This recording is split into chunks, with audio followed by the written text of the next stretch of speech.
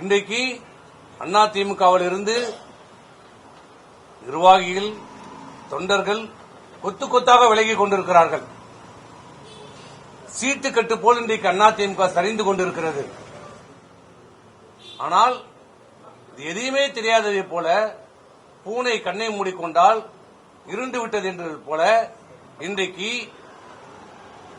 சிலர் செயல்பட்டுக் கொண்டிருக்கிறார்கள்.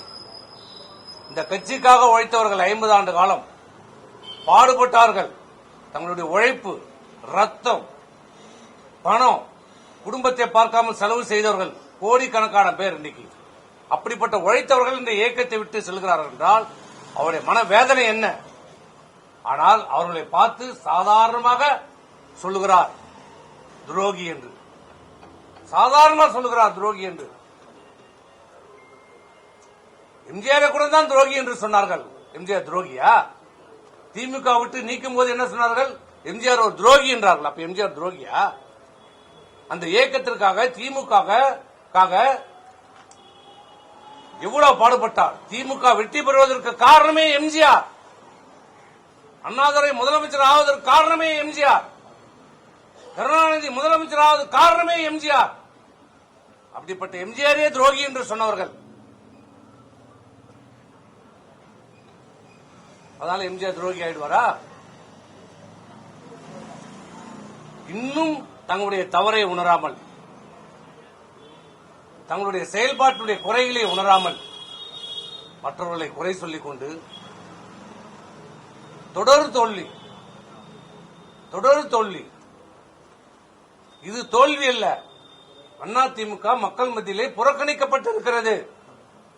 சொல்லுகிறார் 47 தொகுதியிலே வெற்றி என்று சொல்லுகிறார். வாய் கூசாம சொல்லுகிறாங்க. எப்படி வெற்றி? அந்த 31 தொகுதி, 47 தொகுதியில் 31 தொகுதி பாட்டாளி மக்கள் கட்சி போட்ட பிச்சை. பாட்டாளி மக்கள் கட்சி கூட்டணியில் இல்லை என்றால் இங்க வட மாவட்டத்திலே அரியலூர், கடலூர், விழுப்புரம், கள்ளக்குறிச்சி, திருவண்ணாமலை, வெள்ளூர், தர்மபுரி, ஏன் சேலத்துல இவரே தப்பி தவறிதான் தட்டு தடுமாறிதான் ஜெயிச்சிருப்பார். மீதி 6 தொகுதி ஜெயிச்சிருக்காரு. அதிமுக ஒரு 7-8 தொகுதியில் ஜெயிச்சிருக்கும். இதுதான் நிதர்சனமான உண்மை. உண்மையை ஒற்றுக்கொள்ள வேண்டும். சுய பரிசோதனை செய்து கொள்ள வேண்டும். அப்போதுதான் இந்த அனைத்து இந்திய அண்ணா திராவிட முன்னேற்ற கழகத்தை நம்பி இருக்கிற தொண்டர்களை காப்பாற்ற முடியும். இந்த இயக்கத்தை இன்னும் நம்பி இருக்கிற மக்கள் அதிமுக இருக்க வேண்டும், மக்களுக்காக உழைக்க வேண்டும், சிறந்த எதிர்க்கட்சியாக செயல்பட வேண்டும் என்று இன்னும் நம்பிக்கொண்டிருக்கிறார்கள்.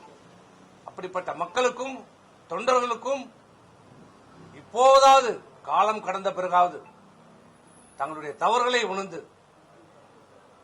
திட்டமிட்டோ திட்டமிடாமலையோ நடந்த தவறுகளை சரி செய்வதை செய்யப்பட வேண்டும். இந்த 2 வாரமாக சொன்னார்கள் மீண்டும் எல்லாரும் இணைந்து செயல்படலாம் என்று. ஆனால் எந்த நடவடிக்கையும் இல்லை. இன்றைக்கு என்ன நடந்து கொண்டிருக்கிறது?